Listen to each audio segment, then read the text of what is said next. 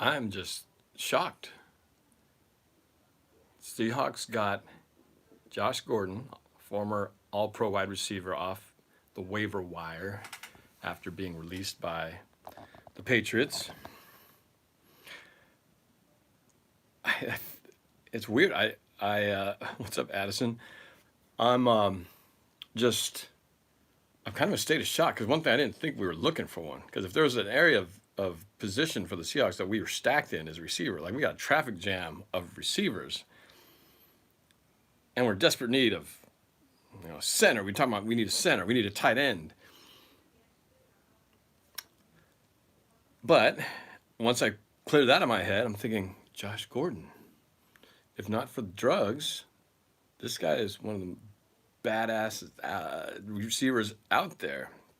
And for whatever reason, didn't work out with the Patriots. But in typical Pete Carroll style, the master of taking, project guys and turn them into gold. That hasn't always worked, but, Marshawn Lynch is one of those kind of picked them up, and you know what happened there. Percy Harvin, yeah, it didn't work out in the end, but he did get us, help secure that Super Bowl. Quinn Murphy said badass, got copywritten. No, they're not that strict. They're not that strict. Wow. What are you guys all saying? Are you guys excited about this? I should be excited about this, right? I was thinking, okay, well, who's going to go now? Who's going to have to move off the 53-man roster to make room in this already crowded wide receiver room? Does that mean we're going to put somebody like Ursua on waivers? Hopefully nobody claims him, then he ends up on the practice squad? Is that what happens? Because we already got like 8 deep in that receiving room. But Sam McGuire, smoking is legal. Josh Gordon, that's right, he came to a good state. No, not while you're playing. So you're starting. Oh yeah, Malik Turner. Yeah, but Malik Turner actually played some games. I mean, John Ursua hasn't played a regular season snap yet. And then there's what's his name, Jennings too. But now I start to daydream about this.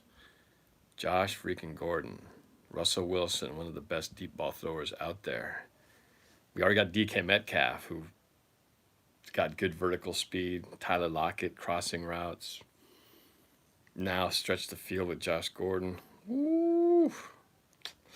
It's an arms race in the NFC West. You got, 49ers were making moves. They picked up, what's his face? What's his name? Forgot his name already. Anyway, picked up a receiver, so now we got one.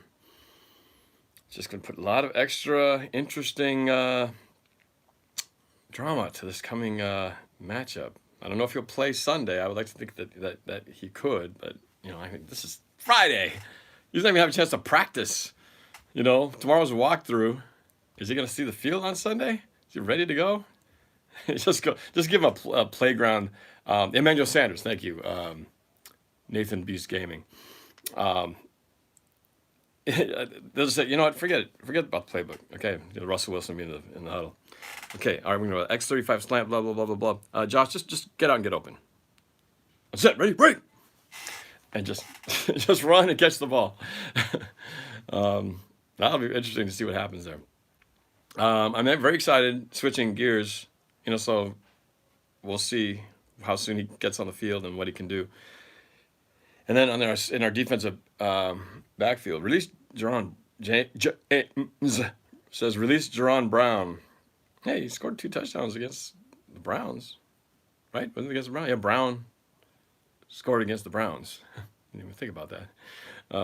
2 touchdowns. So the defense backfield I'm excited about, though. McDougal looks like he's coming back, playing free safety. And Marquise Blair continuing his debut at strong safety, doing well. We will not see, according to what I'm reading, Quandre Diggs, the debut of Quandre Diggs. I thought maybe he'd come out and play nickel corner or something. Well, that's not going to happen this week. Looks like he's going to have to make his debut on Monday Night Football against the 49ers in that Monday night game. So we got to get rid of the new linebacker we signed, says Aiden. Which new linebacker? Which new linebacker are we talking about that we signed? Fill me in. Kittle is playing Monday because of his MRI came back clean. Well, he was playing the rest of that game. Uh, oh, Watson. Oh yeah, yeah. I've been so busy. I was on a shoot today. I missed all the stuff until I heard the breaking news thing. So I've been missing all that stuff. Gotcha.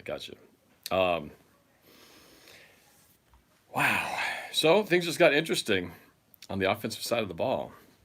You know, and we were talking about tight ends. Well, Josh Gordon not a bad other option catching the ball. I mean, you know, you don't always have to replace one position for a person in the same position, because a loss of a tight end, Will Dissly, offset by Josh Gordon, is not a bad. I'm not going to complain too much about that. So, just stay off the wheat, bro, and we'll be good. What was I going to say? Oh, so I think what's interesting now is, this was such a, defense team first, number one scoring defense, run the ball and, win with defense. It's amazing how the philosophy has really seemingly kind of flipped. I think now it's almost the opposite. It's clearly our defense is not shutting people down anymore. And so it's almost like, to heck with it. Let's just put in Russell's hands. Let's just put up the points, and let's hope the defense can just hang on. And, if you can't beat them, join them. Because I think that's going to have to be the prerogative the rest of the season is we got to put up points on the board. It's not going to be games like in the past. I remember, I think it was in the 2013 year when we lost to the 49ers in San Francisco in the year we went 13-3 to go to the Super Bowl and win. We lost, I believe, 13-7 or 13-6 that year in San Francisco. See how it's going to happen. That ain't going to happen this year. This game is going to be up there in the high 20s. Probably. You're going to probably have to score over 30 points to win this game. The way things are shaping up. It's going to be interesting. But before I start getting worried about the 49ers, we got to be concerned about the Buccaneers. Anybody worried about the Buccaneers? Anybody feeling like this could be a trap game? So busy thinking about the 49ers that they're looking past the Buccaneers at home. Shouldn't be, because our vaunted home field advantage, we're like 50-50 right now. And so, we got some work to do. Crowd has got some work to do. I'll be there doing my thing, and hopefully everybody else shows up and does that. We gotta bury the Buccaneers early, not even give them a half a chance.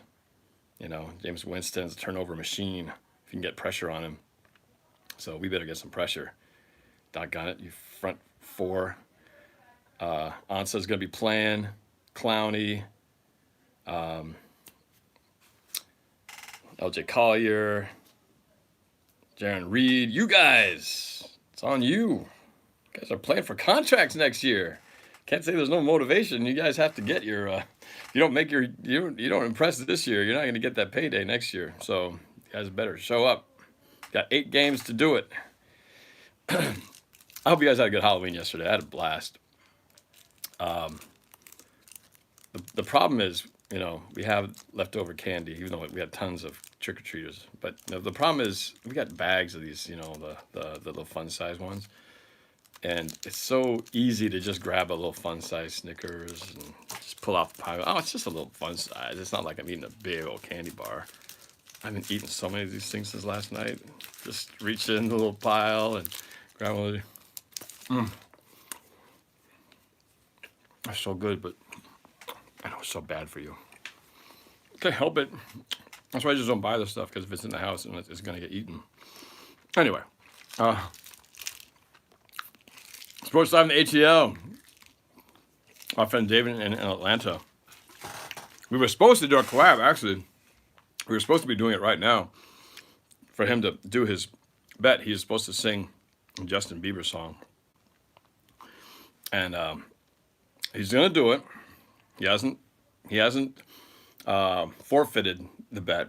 He just told me he's got some personal things he's got to deal with today, so we're going to try to do it tomorrow, probably tomorrow night. So if you're looking for the bet payoff, you know, wait 24 hours. So let you know if we're able to pull that off. Believe me, I'm looking forward to it. Justin Bieber, sung by David, Sports Live in the ATL. Go check out his channel.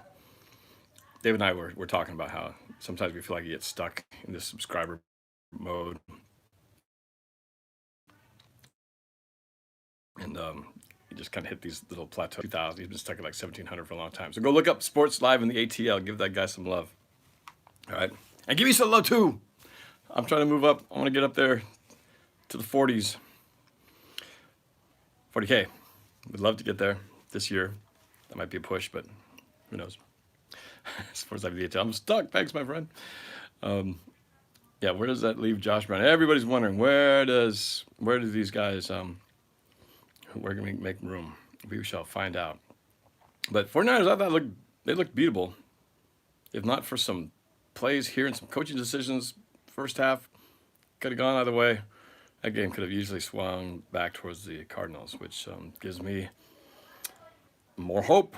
If the Cardinals can almost beat them, well, anybody could almost beat them. Sports Live. Sam McGuire. No, he skipped me.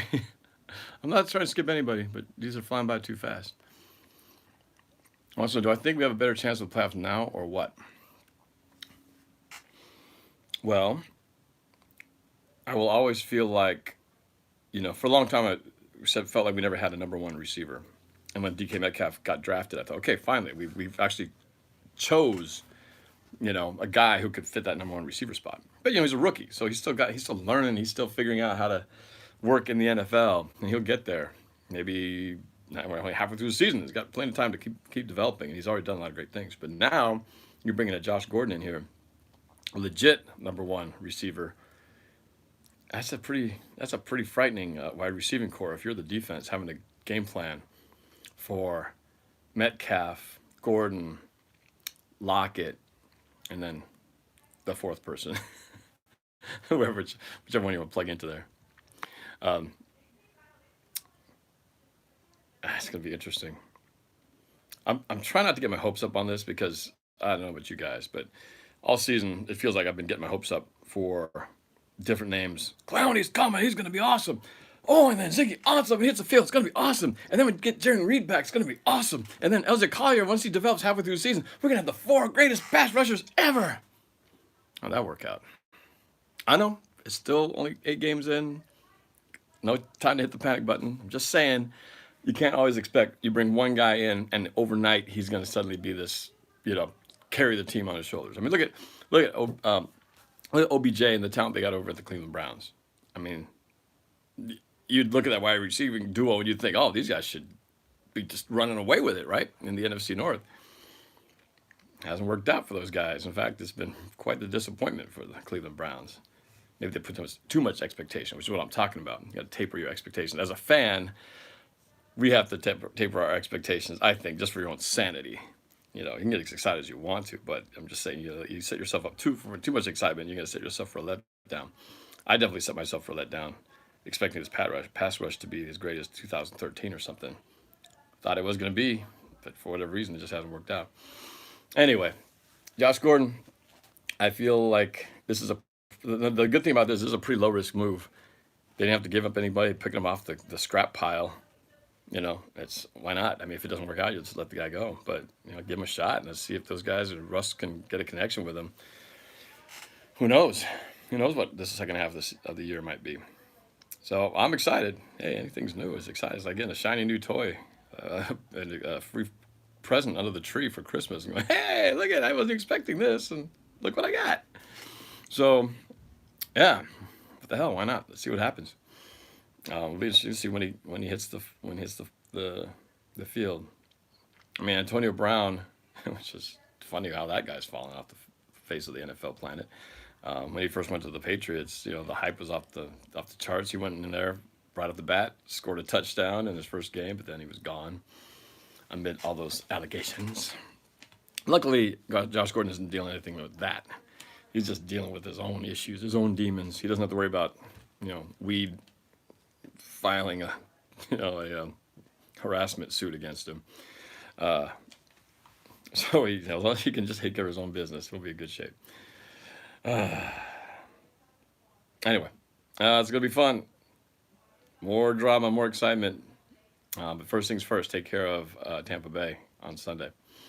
So, and Team Triple G Mono, my resident 49er fan, along with Rohan, says, worry about the Bucks. Okay.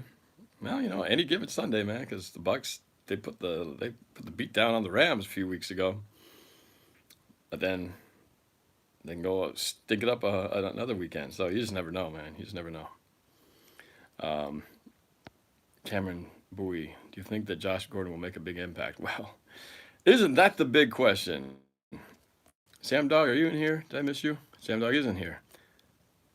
Uh-oh, hey, be nice in the chat, y'all. Be nice in the chat. Purple Nest says Gordon's trash. Does anybody have any reason to think, oh,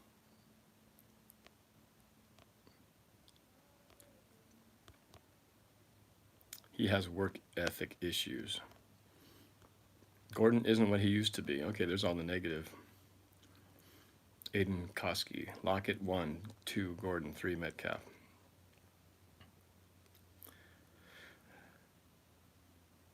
Okay. All right. Well, we'll see what happens. I'm looking forward to it. It's great. Heck, we're 6-2. I know that there's been a lot of negativity in the Seahawks fan base recently because of how the Atlanta game finished up, but guys, we still won the game. We're still 6-2. Hey, Squishy Happy, thank you for the $1.99 super chat. Wants to know, is Josh Gordon fast? I thought you said thinking fast. I don't know. I don't know his official speed. I mean, he's a big guy, and I think he's got some speed. That's what made him so good when he was, came out initially. Probably not as fast as he was when he first came out in the league a few years ago, but Kathleen Burgess, who's not really named Kathleen, what's up? We will find out against Frisco, says Sam Dog. Sam Dog, the infamous 253. So, yeah, we will see what happens. 2 days. Buccaneers. Gotta take care of business. It's going to be lots of fun. But at Tampa Bay, I got my concerns. We've had trouble with them in the past. Bruce Arians giving us fits when he was with the Cardinals. And any given Sunday, you never know what's going to happen. Caden Peters, 28-25, Seattle wins. Devin Peterson says we're going to be 7-2. Cameron Bowie, how many games have I been to? Jeez, I don't know. 20 years of home games, 20 times 8, that would be 160, not including playoffs, something like that. Hey, Jared Carrick, a new contributor to the super chat. Thank you so much for $4.99 super chat. Seahawks play ball with Vegas.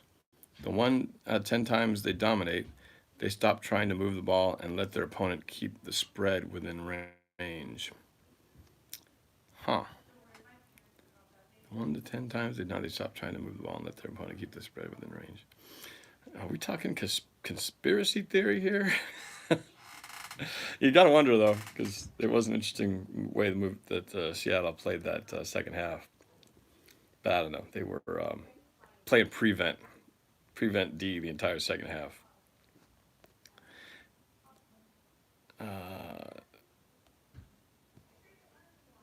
Spencer Little, yay! I was waiting for you after the waiver.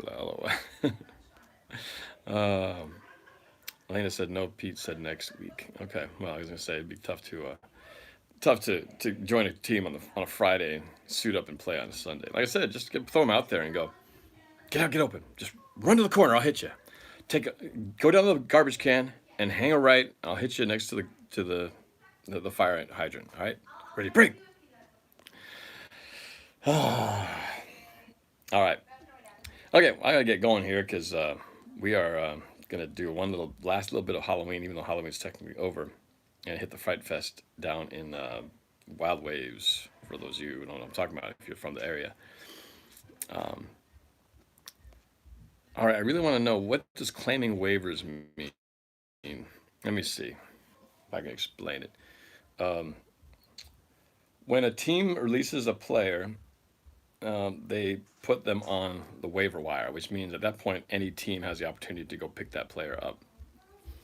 And if they clear waivers, in other words, if nobody gets them, then the team, I think, could keep that player and put him on the practice squad. They have that option. But if they don't clear waivers and another team has the opportunity to go, hey, what? This guy's available? Let's get him. They snag him up, and then they can make him theirs. So it's a pretty good deal if you're the one picking up people off the waiver wire. And if nobody else does it, it's like, picking up some. It's like when you drive down the road and there's a couch on the side of the sidewalk, and it says free, and you go, hey, the couch looks kind of beat up. It looks like it was kind of nice. Could fit in my house okay. Hopefully there's no maggots and mold inside it, but if not, it's actually pretty good shape. It's worth giving it a try. Why not? If I don't like it, I'll just throw it out. So that's what it is. Picking up somebody off the waiver wire is like seeing a used couch for free on the side of the sidewalk. That's the technically best description of what it means to get the waiver wire. Hawks, Team Triple G Mono. Hawks got no shot, mark my words. Ooh, shots fired, Triple G. Hey, you guys just keep on to, you're 8-0, or, 8-0. You guys have every right to, no, you're 7-0, right? Is it 7? I forget. Maybe it's 7. 7-0. You guys have every right to gloat. If I was undefeated, I'd probably be gloating too. Until someone proves you wrong, right? So, you guys just keep doing what you're doing, and we'll just keep hanging in here in second place. And we'll see what happens. Whoa, the Funko Bros puts it out there. I bet my life we will win. Don't do that, okay? If you actually have the opportunity to, hey, do I have any bets here? Yeah, I'd like to bet my life. I'll put it right here. And, I bet my life that we're going to win. The Seahawks 49 series will probably be tied. Jackson Miller. Oh, that was from Jet 597. Jackson Miller. Who else thinks that Gordon gonna pull up to the first practice smoking hella weed when he walks in? Technically, it wouldn't be illegal. That's the thing. They violate NFL substance abuse policies, but technically it's not illegal in this state. Random Grand Ninja. Am I doing a prediction video this week? It's been so busy, man. I had a nice stretch there where I could do the music prediction videos every week, and then I got busy with life, girls volleyball, work, those fun things. I just didn't have time to create. It was hard. It was like it took a while to make those things, which I enjoyed doing. I had to start planning it like as soon as the previous week was over. It's like I'm already starting to gather writing songs for the next one, and man, it's breakneck speed. I wish I could be doing this full time so I wouldn't have to worry about those other things. If I had a few more super chats, I might help. Just kidding. Well, not really. Could use those. But I'm sorry, I can't do the prediction thing this week. Just not enough time. Green Mob Star. Only idiot 49ers fans think we won the Super Bowl already. Good thing we are fans and the players take every game one at a time. Well, that's true. I think it's funny, we're all fans. We all like to dream for our teams, and we're like, well, we shouldn't look past the Buccaneers. We shouldn't look past anybody because, it's one game at a time mentality. The point is, fans, we can do whatever the heck we want because we're not playing the game. If I want to look past the Buccaneers, doggone it, I'm going to look past them. I'm looking past the Bucs. I want to know what's going to happen in that 49ers game. We can do that. We have that luxury. Now, if the players do that, well, we're in big trouble. But really, we have nothing. We have no say at all in all this stuff. It's crazy life as a fan, isn't it? You just kind of emotionally get invested in this thing that you have no control whatsoever. I take that back. You have a little bit of control. You have the one thing you have control over is if you can go to a game is actually make noise and try to affect the game. Collectively, you can have that effect. That is the one thing you can do. right? That's really all you have the influence over, which is what I like to feel like. When I go to the stadium, I feel like I am not just an observer, but I'm actually a participant. I'm actually helping do something that I feel like in my seat, I can do something that can actually help my team win. I can't strap up. I can't run out there. I can't catch a pass. I can't hit somebody. But doggone it, I can help disrupt communication when the other team's on the field. That's something. You can't do that when you're at home on your TV. You can scream as loud as you want. That's not going to help the game at all. So that's the one thing about going to a game. So that's why I feel like when everybody's there, and I look around and see people who are on their phones and texting and talking and not focusing on what's going on, I'm thinking, man, if everybody all at the same time screamed, or at least as loud as I was yelling, the entire, not, imagine if every single person in the stadium all yelled as loud as possible at once. Can you imagine how deafening it would be? I don't think it's ever happened. Even at the times when we've actually broken sound records and stuff a few years ago, I don't think it's ever actually happened because there's always that one person. There's like one person who's not doing it, at least. And it's probably more than that. It's probably more like 30% or 20%. I look around. I mean, there's less than half the people are yelling. And I would just like one time to see what that would sound like if every single person in the stadium all at the same time, roared. I'm sure it's been close to like 95%, like the moment we won the tip that sent us to the Super Bowl, or those moments. NFC Championship when Jermaine Kearse scored the Super Bowl to go to scored the touchdown to go to the Super Bowl. Probably at that point we got as close as we could get. It's been a while since we had that kind of roar. I'd love to hear that, see that again, feel that again. Beastquake run felt like that. So I guess if you're watching this, I hope you could help me have one of my dreams come true again, to hear what it sounds like to have CenturyLink 95% or more full throat making noise against the opponent. That's what I want. It's not that hard to do. You gotta pay attention. Get off your darn phone. Unless you're like me and you're shooting a video of yourself and then you're still screaming, that's okay. Just don't be on your phone like checking fantasy, not really looking at what my team is doing. So there you go. There's my little soapbox moment talking about that. Anyway, I've just been rambling here. So, Beastquake 2.0 with Chris Carson. Yeah, that's what I'm talking about. I love Chris Carson, man. That guy is such a great runner. Green Mobster, talking about the 49ers, I think. They beat as many 500 teams as the Seahawks, dude. Loom at the point. Look at the loom at the point differentials. Fruit of the loom at the point differentials. I think he meant look at the point differentials. You cannot sit here straight face and say the 49ers haven't played anyone and the Seahawks did. I'm already thinking they're going to be tough. I'm not looking past the Niners. I don't need to convince myself they haven't played anyone. They beat Panthers last week. That was pretty impressive. The Funko Bros saw my dad at the Ravens game. Nice. Yes, he was there. All right. Oh, now I gotta run. But thank you guys for watching and sharing some thoughts here on the Josh Gordon saga that begins today. We'll see how long this lasts. But do me a favor, if you're at the game on Sunday, make some noise out there, will you? And preferably not when the Seahawks are on the field on offense. Okay. Let's do this thing. Let's get this win. Let's get to 7-2, and then we can really focus in on this Niners game. It's gonna be off the hook Monday Night Football, baby. But first things first, Jameis Winston, Tampa Bay Bucks Sunday. Talk to y'all later. Go Hawks.